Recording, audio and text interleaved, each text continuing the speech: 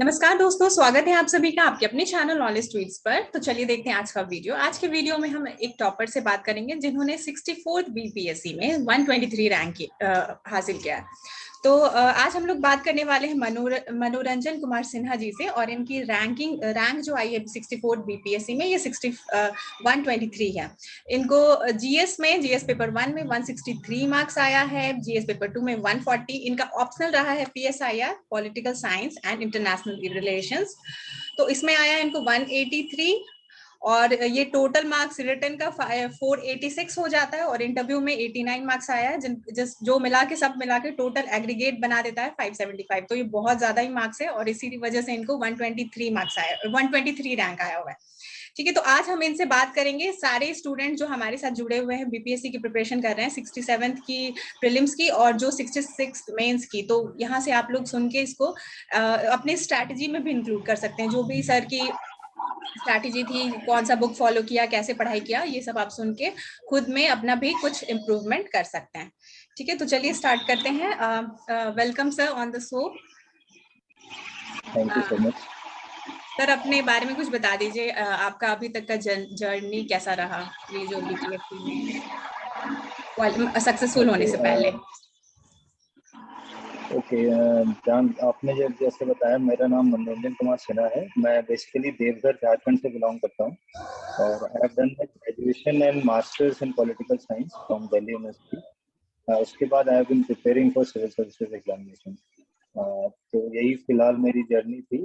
काफ़ी tough times भी देखे हैं, स्ट्रगल का फेज भी होता है, बट अल्टीमेटली एक सिलेक्शन होना फाइनली एक थोड़ा खुशी देता है। सर थोड़ा ऑडिबल कम, आवाज थोड़ा कम आ रहा है, थोड़ा वॉल्यूम। हेलो। हाँ ठीक है, ओके ओके। तो ये आपका फर्स्ट अटेम्प्ट था बीपीएससी में? फर्स्ट अटेम्प्ट नहीं, बीपीएससी में ये मेरा सेकंड अटेम्प्ट था। 63rd में मेंस नहीं हुआ था मेरा। पॉल साइंस में मेरे को काफी कम मार्क्स थे। इस बार अच्छे से हो गया फाइनली। तो इस बार बहुत अच्छा ही मार्क्स आ गया। पीएसआईआर में तो एकदम धो दिए आप, मेंस में तो बहुत ही ज्यादा मार्क्स आ गया आपको। गॉड हैज बीन काइंड, हो गया किसी तरह।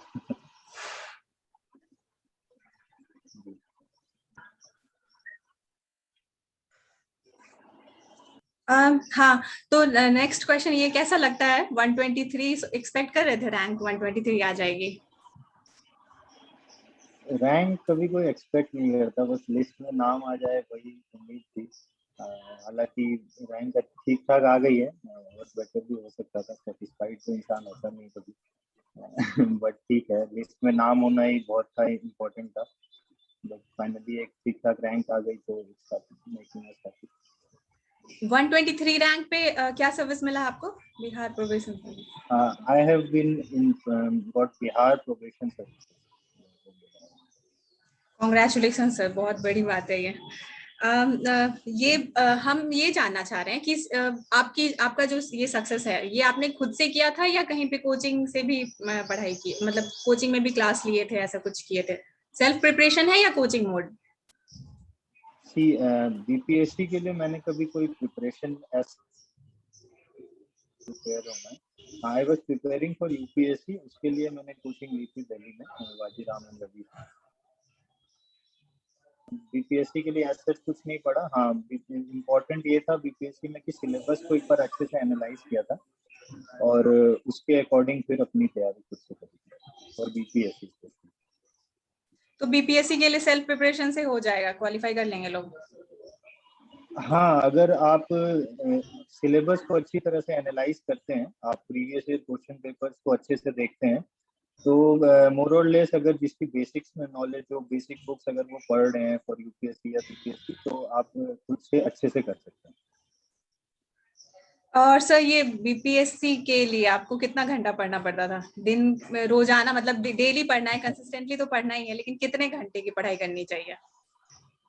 जी, कंसिस्टेंट होना ही सबसे इम्पोर्टेंट है। आवर्स कभी गिन के पढ़ाई नहीं की है मैंने, कभी भी नहीं करा। हाँ, बट रेगुलर अगर पढ़ने में, वही डेली रूटीन में न्यूज़पेपर पढ़ना है, करंट अफेयर्स की बुकलेट पढ़नी है, तो बेसिक बुक्स पढ़नी है, तो ऐसे करके 6 से 8 घंटे रेगुलरली पढ़ाई करी है, मतलब मैंने इसके लिए।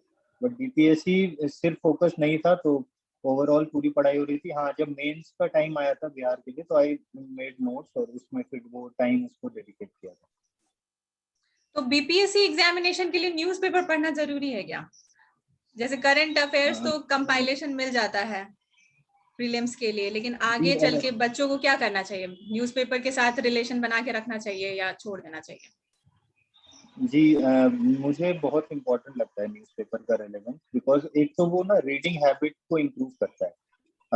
जब आप अच्छे अच्छे न्यूज़पेपर पढ़ते हो तो रीडिंग हैबिट्स काफी इंप्रूव होती है। आप बैठते हो, मतलब बैठने, जो बच्चा नहीं बैठ पाता है, तो जैसे मेरे लिए था, मैं बैठ के बहुत देर नहीं पढ़ पाता था, तो स्टार्टिंग में न्यूज़पेपर से वो हैबिट आई। And then again current affair से टच में रहना न्यूज़पेपर के बहुत इंपॉर्टेंट रोल प्ले करता है। तो न्यूज़पेपर पढ़ना चाहिए लोगों को, एटलीस्ट एक हैबिट भी अच्छी होती है कि न्यूज़पेपर से आप यू बी अपडेटेड ना, कि क्या चल रहा है देश दुनिया में। इसलिए न्यूज़पेपर का इम्पोर्टेंस है, मतलब at least for main my preparation newspaper mains important point of view से आई थिंक की इम्पोर्टेंस है करंट, मतलब न्यूज़पेपर एडिटोरियल्स है। पढ़ना चाहिए बच्चों नहीं, को। In fact editorials and all mains के लिए इम्पोर्टेंट है, बट इनफैक्ट जब बीपीएससी में प्रीलिम्स में ना बहुत फैक्चुअल क्वेश्चन भी आते हैं करंट से। तो एक बार अगर आप न्यूज़पेपर के टच में हो and then you go for the monthly magazine, तो वो आपको रिकॉल होने में बहुत हेल्प मिलता है उससे। तो इस बेसिस से आप उसको एक तरह से डबल रिवीजन हो जाता है, और फिर अगेन यू मंथली कंपाइलेशन पढ़ो तो फिर बार चीजें, क्योंकि न्यूज़पेपर एक न्यूज है वो एक हफ्ते या 1.5 हफ्ते चलता है। लाइक में प्रोटेस्ट है वो बहुत ही टाइम चलता रहा, तो उससे जैसे इनफैक्ट मेरे इंटरव्यू में क्वेश्चन पूछा गया था कि भाई बिहार में फार्मर प्रोटेस्ट क्यों नहीं कर रहे हैं। तो फिर वो एक्चुअली जो पूरे मंथली चला था, वो एक आध 1.5 हफ्ते से जो चल रहा था, उसमें अलग अलग न्यूज़पेपर आर्टिकल में बताया गया था कि कैसे, तो वो एक रिवीजन होता रहता है साथ साथ। तो उसके बाद एक मंथली मैगजीन आपको काफी हेल्प करेगी न्यूज़पेपर के टच में रहने के बाद। सर, आप बुक सोर्स क्या फॉलो कर रहे थे? बुक सोर्स जो कि बीपीएससी ओरिएंटेड, आपको मतलब बीपीएससी वाले ओके, एस्पिरेंट को क्या पढ़ना चाहिए? मैं जी जी, तो प्रीलिम्स तो सबसे पहले दो इम्पोर्टेंट सोर्स है। एक तो है your syllabus and the second is the previous year question. ठीक है, आप सिलेबस एक बार देखोगे तो आपको समझ आएगा कि कहाँ कहाँ से क्वेश्चन पूछने के चांसेस है। ये मेंस के लिए बहुत इंपॉर्टेंट है, प्रीलिम्स का तो थोड़ा सा अलग सा है। प्रीलिम्स के लिए प्रीवियस ईयर क्वेश्चन काफी हेल्प करता है। प्रीवियस ईयर क्वेश्चन को एनालाइज करने का मेरा मेथड ये था कि मैंने सेक्शन वाइज डिवाइड कर लिया था। लाइक हिस्ट्री से कितने क्वेश्चन आते हैं, ज्योग्राफी से, पॉलिटी से, मैथ्स के जो 10 क्वेश्चन आते हैं, मैं कोशिश करता था उसमें 10 में से 10 सही हो जाए, क्योंकि वो एक एडेड एडवांटेज हो जाता है। देन प्रीलिम्स में एक्चुअली कट ऑफ हाई जाने लगा है, तो आपको करंट अफेयर्स और बिहार ओरिएंटेड भी काफी पढ़ना पड़ेगा। तो करंट अफेयर्स के लिए मैंने सोर्स में से स्टडी आईक्यू और जीके टुडे के वीडियोस आते हैं यूट्यूब पे, तो मैंने उससे काफी उसको मंथली डेडिकेटेड पढ़ाई करी थी उससे, क्योंकि उसमें फैक्चुअल क्वेश्चन काफी पूछे जाते हैं, और मैंने देखा था कि क्वेश्चन डायरेक्टली वहीं से उठाए गए हैं बीपीएससी के एग्जाम में। तो वो एक इम्पोर्टेंट सोर्स रहा मेरे लिए। स्पेशली बिहार के लिए फोकस करें तो केबीसी नैनो पब्लिकेशन की बुक आती है, बिहार समग्र करके, तो वो काफी हेल्प करा प्रीलिम्स में। उसके बाद आप अगर एक बार प्रीवियस ईयर एनालाइज करोगे ना, तो आपको पता चलेगा कि बिहार के सेंसस से बहुत क्वेश्चन पूछे जाते हैं, बिहार के इकोनॉमिक सर्वे से क्वेश्चन आने लगे हैं। तो उसका अगर आपको एक कंपाइलेशन मिल जाए तो आप वहां से वो पढ़ के, क्योंकि एक्चुअली स्मार्ट वर्क यही होता है, आप ज्यादा ना पढ़े लेकिन ऐसी जगह से पढ़े जहाँ से आपको क्वेश्चंस मिलेंगे, तो आप कट ऑफ क्लियर कर पाएंगे। प्रीलिम्स के लिए ये इंपॉर्टेंट है। तो मेंस तो it's all about the syllabus. आपको हिस्ट्री, जैसे हिस्ट्री का जीएस 1 में हिस्ट्री का जो पार्ट है, उसमें आपको गिन के 10 से 12 टॉपिक्स हैं, आपको सबके नोट्स अगर अच्छे से आपने बना लिए तो आपको 3 क्वेश्चन वहां से आप खरीद लोगे, आराम से कर लोगे। उसके बाद द सेकंड पेपर जीएस 1 का सेकंड पार्ट में आपका इंटरनेशनल रिलेशंस आता है, तो उसके लिए एक तो मैं मेरा ऑप्शनल पीएसआईआर था, तो उसमें काफी हेल्प मिला। और फिर मैं न्यूज़पेपर को रेगुलरली पढ़ रहा था, and then current affairs magazine से बहुत हेल्प मिला जीएस 1 के सेकंड पार्ट इंटरनेशनल रिलेशंस में। और स्टैट्स के लिए मैं बोलूंगा, मैंने कोई खास पढ़ाई नहीं करी है स्टैटिस्टिक्स की, मैथ्स वैसे ही बन जाता था मेरे को। हालांकि 64th वाले क्वेश्चन काफी ट्रिकी थे, थोड़ा टाइम लगता था उसमें, तो इसलिए स्टैट्स भी आपको रेगुलर प्रैक्टिस कर सकते हो तो कर लेना। कोई भी एक मैथ्स की रेगुलर बुक, मतलब मैंने पढ़ा था, राकेश यादव सर की एक बुक आती है मैथ्स की, अर्थमेटिक की, तो वो पढ़ा था मैं, वो एसएससी वाले लोग उनकी ज़्यादा पढ़ाई करते हैं उनसे, तो इसलिए मैंने मैथ्स का थोड़ा बहुत किया था। अ, फिर मेंस में मैं जीएस 2 के बारे में बताऊं तो पॉलिटी के लिए लक्ष्मीकांत, जैसा सभी जानते हैं, Laxmikant is the source. Laxmikant की बुक बहुत बार पढ़नी पड़ेगी, बहुत बार रिवाइज करनी पड़ेगी।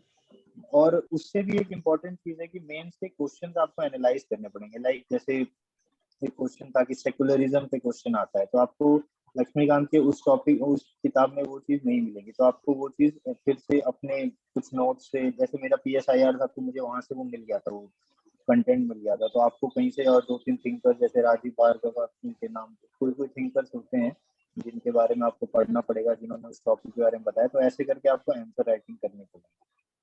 अगेन जीएस 2 में पॉलिटी लक्ष्मीकांत हो गया। देन अगेन जीएस 2 में इकोनॉमिक का जो सेक्शन आता है और ज्योग्राफी एक साथ होती है, वो मैंने विजन आईएएस की मेंस 365 कंपाइलेशन से पढ़ी। उसमें भी मैंने एनालाइज करा था कि एक क्वेश्चन एग्रीकल्चर से आता है, देन एक वो आता है पॉपुलेशन से आता है क्वेश्चन, तो ये सब एनालाइज करके मुझे एक पता चल गया था कि 360 मेंस 365 की जो बुक है इकोनॉमी की, जो कंपाइलेशन निकालते हैं बिजनेस वाले, उनसे काफी हेल्प मिला था। Then again the science and tech part, वो साइंस एंड टेक कहने को है बट उसमें इन्वायरमेंट भी एडेड रहता है, तो इन्वायरमेंट और साइंस की दोनों विजन 365 की कंपाइलेशन से मैंने वो किया था। सर आपका जो ऑप्शनल है पीएसआईआर, इसके लिए आप कोचिंग किए होंगे या फिर बुक लिस्ट क्या कहाँ से? सुब्रा रंजन मैम का तो वीडियोस अवेलेबल है टेलीग्राम पे, but is that worth it? वो है यूजफुल?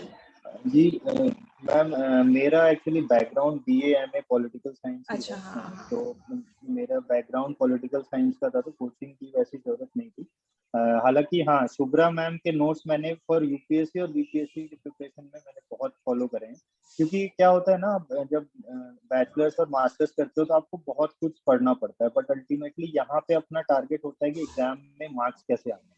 तो एग्जाम में मार्क्स लाने के लिए शुभ्रा मैम के नोट्स बहुत अच्छे हैं, मतलब पॉलिटिकल साइंस वालों के लिए तो एक मतलब बूंद सा साबित हो रखा है कि शुभ्रा मैम के नोट्स को रेगुलरली पढ़ो और यू विल गेट सेम चीज। तो शुभ्रा मैम के नोट्स ही मैंने डेडिकेटली फॉलो करे थे, और बाकी न्यूज़पेपर से इंटरनेशनल रिलेशंस में करंट हैपनिंग्स क्या क्या हो रही हैं, और थोड़े आंसर राइटिंग पे इम्पोर्टेंट फोकस किया था मैंने, क्योंकि 63rd मेरा हुआ नहीं था, तो मुझे पता चल गया था कि मैंने क्या क्या नहीं किया था, तो मेरा नहीं हुआ था। तो 64th में जैसे अब मेरा सिलेक्शन हो गया, तो मुझे पता है कि मैंने क्या अलग करा था, जो मेरे मार्क्स इतने राइज हुए।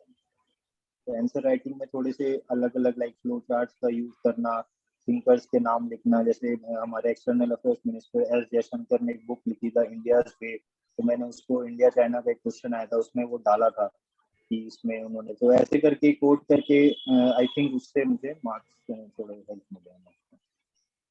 सर ये स्टूडेंट को अगर क्वालिफाई करना है, फर्स्ट ईयर टाइम में अगर क्वालिफाई करना है, तो मेंस के लिए जो आंसर राइटिंग करते हैं वो मतलब कैसे करना चाहिए, और प्रीलिम्स हो जाने के बाद करना चाहिए या शुरुआत से ही करना चाहिए? आंसर राइटिंग के लिए क्या देखो, स्ट्रैटेजी होनी चाहिए? सोली बीपीएससी को आप जैसे देखिएगा ना, तो बीपीएससी में प्रीलिम्स के बाद मेंस के बीच में काफी वक्त दे देते हैं वो लोग, मतलब 3-4 महीने जितना चलता है बिहार में बीपीएससी में, तो आप प्रीलिम्स के बाद भी प्रैक्टिस कर सकते हैं, बट आई वुड सजेस्ट कि आप आंसर राइटिंग रेगुलर स्टार्ट कर दो, मतलब डेली एक आंसर अगर आप लिख सकते हो, बहुत सारे चैनल फ्री में आंसर लिखवाते हैं एक एक आंसर या उनको, बट हाँ आपको रिव्यू खुद से करना पड़ेगा। तो आप डेली प्रैक्टिस करोगे एटलीस्ट, आप स्टार्टिंग में आपसे अच्छे आंसर्स नहीं होंगे, तो उससे आपको ना वो डिसहार्टेड नहीं होगा, कि आपको लिखना है बस कंटिन्यू, बस ये करना है कि भाई एक ऐसे लिख रहे हैं, वो कंटिन्यू करना है, इससे आपका क्या होगा, एक राइटिंग प्रैक्टिस डेवलप होगी। फिर आप अगर उसका मॉडल आंसर्स एनालाइज करोगे तो आपको पता चलेगा कि आंसर कैसे लिखते हैं, लाइक इंट्रोडक्शन में क्या क्या इंक्लूड होना चाहिए, किसी का कोड डालना चाहिए नहीं डालना चाहिए, then how to utilize the flow chart Venn diagrams अगर बना सकते हो, किसी तरह उसको थोड़ा सा अपना आंसर को अलग बनाना है, क्योंकि अल्टीमेटली क्या होता है, कंटेंट लोगों के पास डेवलप हो जाता है, बट उनके आंसर्स जो है वो थोड़े से अलग नहीं दिखने के कारण, थोड़ा इनोवेटिव नहीं दिखने के कारण उनके मार्क्स कम आते हैं। तो ये मुझे रियलाइज होता है कि आपको अपने आंसर्स को थोड़ा इनोवेटिव बनाना होगा, थोड़ा अच्छे राइटिंग्स इंपॉर्टेंट है, राइटिंग अच्छे से लिखनी होगी। पैराग्राफ में if you are writing in paragraph you have to mention your point, then again आप अगर पॉइंट में लिख रहे हो तो उसको एक फ्लो चार्ट में एक्सप्लेन कर दो, तो इससे काफी हेल्प मिलता है। And relevance of that question को आप अगर आज के टाइम पे जोड़ दोगे ना, लाइक अगर एक कौटिल्य, लाइक मैं PSIR का एक एग्जांपल देता हूँ, कौटिल्य के बारे में एक क्वेश्चन पूछा गया था, तो अल्टीमेटली एट लास्ट में आप उस कौटिल्य का रिलेवेंस आज के टाइम में एंड जोड़ के एंड कर दो आंसर को।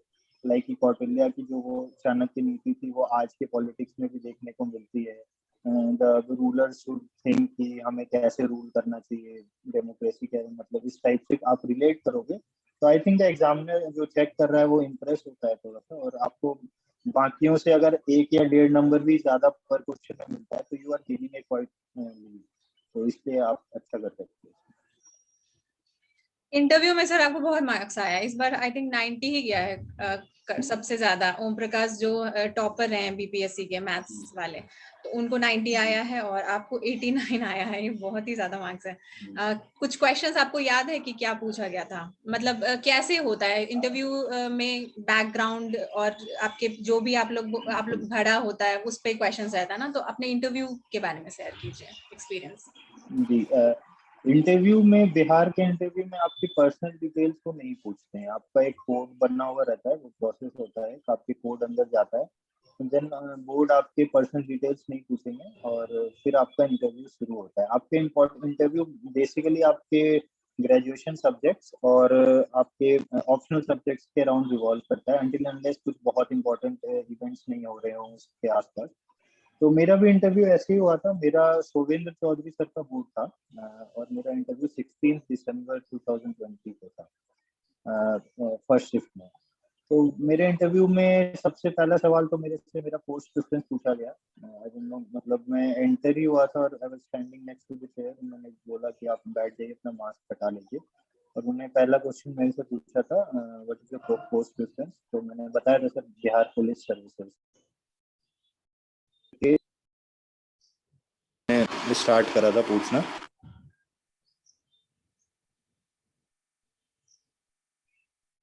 like he was like he was saying, hello। हाँ हाँ, कंटिन्यू कंटिन्यू। पहला क्वेश्चन ये था कि मुझे यहाँ जबरदस्ती आप लोगों को इंटरव्यू लेने के लिए बैठा दिया गया है, एंड मुझे इंटरव्यू लेने का मन नहीं है, तो क्या ये मेरा फंडामेंटल राइट्स का वायलेशन नहीं है। तो आई वाज लाइक कि पहला क्वेश्चन था, अपार्ट फ्रॉम जो बेसिक क्वेश्चन था कि ऑप्शनल क्या है एंड आपका ग्रेजुएशन क्या है, तो उन्होंने, उनको लगा कि political science international relations and graduation masters भी है और ऑप्शनल भी है, तो शायद ऐसा पूछना चाहिए। तो आई आज परमिशन, मैंने कुछ बोला सर को, sir please give me few seconds. मैंने कुछ सोचा, फिर मैंने कहा नहीं सर ये वॉयलेशन नहीं है। फिर मैंने उसको एक रिट, आर्टिकल 32 में मैंडेमस एक रिट है, तो mandamus is the direction to a public authority, तो वो एक member of a public body authority थे। तो मैंने वैसे करके अपना आंसर दिया, तो ही वाज क्वाइट हैप्पी। फिर पूछा हेबियस कॉर्पस एंड ऑल, फिर मेरे क्वेश्चन ज्यादातर पॉलिटी से ही रिवॉल्व हुए। फिर उन्होंने पूछा कि fundamental rights and directive principles of state policies में डिफरेंस क्या है। तो वहां पे भी मैंने वो रेगुलर डिफरेंसेस नहीं बताए थे, मतलब बताए थे, बट और 2-3 पॉइंट मैंने ये बताए थे कि एक तो सोशल और इकोनॉमिकल लेवल पे बीपीएसपी काम करता है, and fundamental rights political rights, तो इस टाइप के मैंने आंसर दिए थे। ऐसे ही मेरा इंटरव्यू चला था। फिर एक क्वेश्चन मुझे थोड़ा सा फंसा लिया गया था, लाइक उन्होंने पूछा था मनी बिल के बारे में, तो मैंने बताया था कि प्रेसिडेंट के इंट्रोड्यूस करते हैं उसको, तो ही वाज लाइक कि अरे ये सब कहने की बातें हैं, प्रेसिडेंट मान लो वापस आ गया बिल तो प्रेसिडेंट वापस क्या करेगा। तो मैंने कहा सर वो विथहोल्ड नहीं, विथहोल्ड मतलब वो वापस नहीं कर, मतलब वो एसेंट दे ही देते हैं एंड ऑल। तो फिर वो थोड़ा सा उसमें फंसा रहे थे, फिर मैंने सॉरी बोल के बोल दिया sir sorry I am not sure about it, तो उन्होंने फिर नेक्स्ट क्वेश्चन आके पूछ लिया। काफी इंटरेस्टिंग था इंटरव्यू, काफी चला था हमारा, अच्छा था।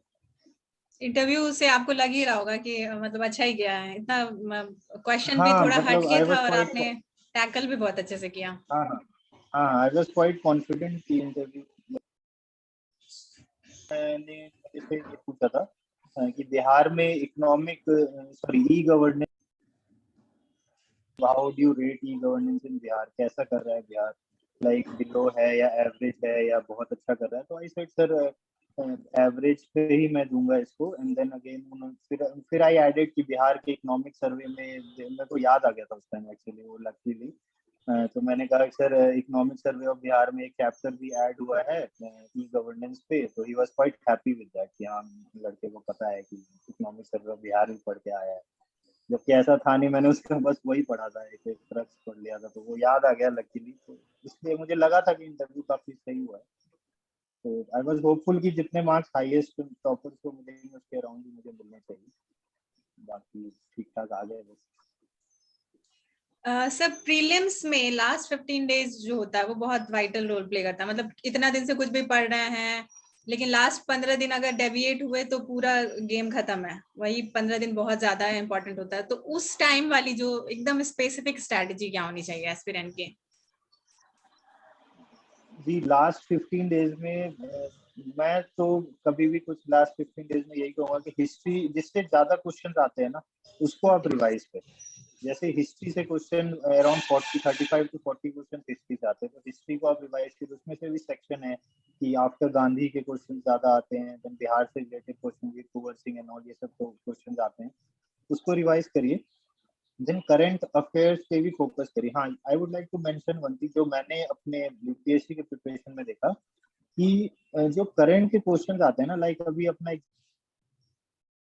दिसंबर में अगर एग्जाम है तो क्वेश्चंस जो करंट में ज्यादा इंपॉर्टेंट आते हैं वो जुलाई से दिसंबर के बीच में आएंगे, मतलब पास्ट 4 या 3-4 मंथ के। तो उसको आप फिर से एक बार रिवाइज करें क्योंकि वहां से क्वेश्चन पढ़ रहे हैं, क्योंकि अल्टीमेटली एम होना चाहिए कि अपने को मार्क्स लाना है। नॉलेज गेन करने के लिए काफी टाइम है, आप सेशन के बाद बहुत आगे बढ़ सकते हो, सब कुछ कर सकते हो, बट हाँ आपको मार्क्स लाना है। तो वो स्ट्रेटजी होनी चाहिए कि पेपर अगर दिसंबर में है तो 3-4 महीने का करंट बहुत इंपॉर्टेंट होगा, वहां से मार्क्स उठाने हैं और फिर सिलेक्शन पाना है। सिंपल ही लास्ट टाइम में यही सब करना चाहिए, ज्यादा नई चीजें तो पढ़नी नहीं चाहिए। हाँ बिहार के इकोनॉमिक सर्वे को आप फैक्चुअल चीजें देख सकते हैं कि फॉरेस्ट कवर कितना है, कौन से डिस्ट्रिक्ट में सबसे ज्यादा ट्री कवर है, वाइल्ड लाइफ सेंचुरीज क्या कहाँ है, कौन सा सॉइल कहाँ पे है। जितने फैक्चुअल क्वेश्चन है जो आप रिकॉल नहीं कर पाओगे आफ्टर ए लॉन्ग टाइम, तो उन सबको लास्ट टाइम में देख के आपको जाना। और एक इम्पोर्टेंट और बात है कि एग्जाम से एक शाम पहले तो भाई मैं तो नहीं पढ़ता था, क्योंकि वो थोड़ा सा ज्यादा ही माइंड खराब हो जाता था उससे कि अब क्या ये मिस हो गया ये मिस हो गया। तो उसको है कि एक शाम पहले से पढ़ाई एकदम कूल माइंड से जाइए, कि माइंडसेट बहुत इंपॉर्टेंट होता है। माइंडसेट और आपका कॉन्फिडेंस, मतलब आपको लगना चाहिए कि आप पेपर निकालने जा रहे हो, तो आपका पेपर अच्छा होगा। सर आपका तो इंग्लिश मीडियम रहा है। हाँ जी हाँ जी। इंग्लिश मीडियम वाले स्टूडेंट को बहुत ज्यादा तकलीफ है, मटेरियल अवेलेबिलिटी कम है। तो आप वही यूपीएससी के इंग्लिश कंटेंट को ही मीडियम, फॉलो करके कर। हाँ हाँ। नहीं अब जब से ये रेगुलर बीपीएससी के एग्जाम आफ्टर 56-59 के बाद 62 वो सब के बाद ना मटेरियल मिल जाते हैं, मतलब लाइक केबीसी पब्लिकेशंस के मैंने इंग्लिश के मटेरियल यूज करे थे, वही जैसे मैंने बताया बिहार समुद्रा एक है बुक उनकी, वो काफी हेल्पफुल सही है। देन उनके कंपाइलेशन भी आते हैं जो आपने जैसे 15 डेज पहले का बताया ना, तो वो एक्चुअली 15 to 20 डेज बिफोर एक कंपाइलेशन भी निकालते हैं कि बिहार करंट अफेयर्स की। तो आप उससे भी देख सकते हो ना, वो काफी मतलब कोई सा कंपाइलेशन मैंने केबीसी वाला फॉलो किया तो मैं वो बता सकता हूँ, तो वो निकालते हैं उनको और वो काफी हेल्पफुल होता है, मतलब उससे क्वेश्चन आ जाते हैं। तो अब मटेरियल की अब दिक्कत नहीं है। हाँ थोड़ा बहुत पहले होता था बट अभी ज्यादा दिक्कत नहीं आती। सर टेस्ट सीरीज का भी कुछ रोल प्ले है क्या? आपने प्रीलिम्स के लिए या मेंस के लिए टेस्ट सीरीज सब ज्वाइन किया था क्या? मैम बीपीएससी के लिए मैंने कोई सी टेस्ट सीरीज ज्वाइन नहीं करी थी, हाँ बट कोई बंदा अगर सीरियसली बीपीएससी के लिए पढ़ रहा है तो उसको टेस्ट सीरीज ज्वाइन कर लेनी चाहिए, बिकॉज उससे वो एग्जामिनेशन मोड में हमेशा बना रहेगा। वो एग्जामिनेशन मोड, एग्जामिनेशन माइंडसेट बहुत इंपॉर्टेंट है किसी भी पेपर को। लाइक आपको 3 घंटे में वो पेपर फिनिश करना आना चाहिए, 3 घंटे में आपको उसी आंसर में अपने इनोवेटिव स्किल्स दिखाने हैं। तो इससे प्रैक्टिस करना बहुत इंपॉर्टेंट है। मैंने यूपीएससी का दिया था तो वहां से प्रैक्टिस होती रहती थी। बीपीएससी का एज सच कोई ना प्रीलिम्स के लिए दिया था ना मेंस के लिए कोई टेस्ट दिया था। अच्छा ठीक है। रिवीजन का इम्पोर्टेंस और नोट्स का इम्पोर्टेंस क्या है? Obviously revision is the key. आप कम पढ़ो, ज्यादा सोर्सेस से मत पढ़ो, लिमिट कर दो सोर्सेस, लेकिन बार बार पढ़ो। जैसे मैंने कहा, बहुत लक्ष्मीकांत की जो बुक है पॉलिटी की, उसको बार बार पढ़ने से आपको हर बार कुछ ना कुछ नया मिल जाएगा। इवन आप उसको अगर 10 बार भी पढ़ोगे, the 11th time you will get कि हाँ एक चीज और नई समझ में आई। तो एक ही सोर्स को बार बार रिवाइज करना, सोर्स लिमिट रखना, और यही है, इसी से आपको रिकॉल करने की हैबिट होनी चाहिए। लाइक आपने अगर सुबह कुछ पढ़ा है तो शाम में एक बार 10 मिनट अगर वॉक कर रहे हो तो रिकॉल कर लो कि हाँ गांधी के बाद ये आया था, नॉन कॉपरेशन मूवमेंट में ऐसा हुआ था, फिर ये फॉर्मेशन हुआ था। तो आपको एक रिकॉल करने की हैबिट उसी से होगी। आई वुड सजेस्ट कि सोर्स बहुत लिमिट रखने चाहिए। फालतू के 10 सोर्स पढ़ने से अच्छा है कि एक सोर्स को 10 बार पढ़ लो। तो घटना चक्र बहुत फेमस है स्टूडेंट्स के बीच, आपको कुछ आइडिया है इस बुक के बारे में? आपने कभी देखा, मतलब हाँ, जी जी जी जी जी। हिस्ट्री और साइंस के लिए मैंने घटना चक्र प्रीलिम्स के पहले फॉलो करी थी। घटना चक्र की इंग्लिश कंपाइलेशन हिस्ट्री की भी और साइंस की भी, क्योंकि हिस्ट्री में जो मिडिवल इंडिया और एंशिएंट इंडिया के क्वेश्चंस आते हैं ना, वो मोस्टली रिपीटेड होते हैं। लाइक जो क्वेश्चन पूछे जाते हैं एग्जाम में, वो कहीं ना कहीं किसी और एग्जाम में पूछे हुए रहते हैं, तो वहां से वो बहुत हेल्प करती है। एंड घटना चक्र का जो एक्सप्लेनेशन है वो काफी अच्छी तरीके से दिया हुआ है, मतलब बहुत ही ज्यादा अच्छे से एक्सप्लेन किया हुआ है। इवन द चारों ऑप्शन एक्सप्लेन कर देते हैं वो, कि फर्स्ट अगर आपका एक ऑप्शन भी आंसर है, बट अगेन वो बाकी 4 ऑप्शन के बारे में भी बताते हैं, तो एक उससे भी एक गेन होता है। बट घटना चक्र मुझे लगता है कि अगर जब तक आपने अपनी बेसिक बुक्स नहीं पढ़ी है, लाइक हिस्ट्री का एग्जांपल लेता हूँ, मॉडर्न इंडिया के लिए राजीव वही सर की बुक आती है स्पेक्ट्रम की, मॉडर्न इंडिया। तो अगर आपने वो अच्छे से नहीं पढ़ी है तो घटना चक्र आपको हेल्प नहीं करता।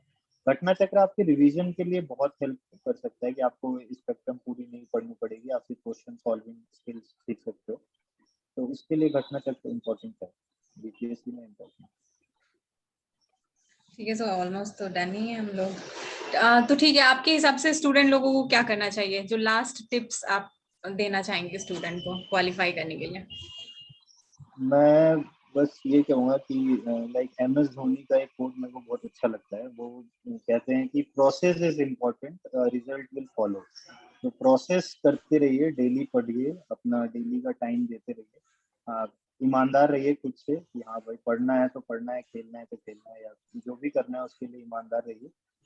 और रिजल्ट अपने आप आएगा। टाइम लग सकता है, कभी थोड़ा सा लक का भी खेल होता है, बट हाँ रिजल्ट आएगा। अगर आपका प्रोसेस सही है तो एक डिसिप्लिन वे में है तो आपको रिजल्ट मिलेगा। और जब मेरा हो सकता है तो किसी का हो सकता है, मतलब मैं तो ये बोल रहा हूँ।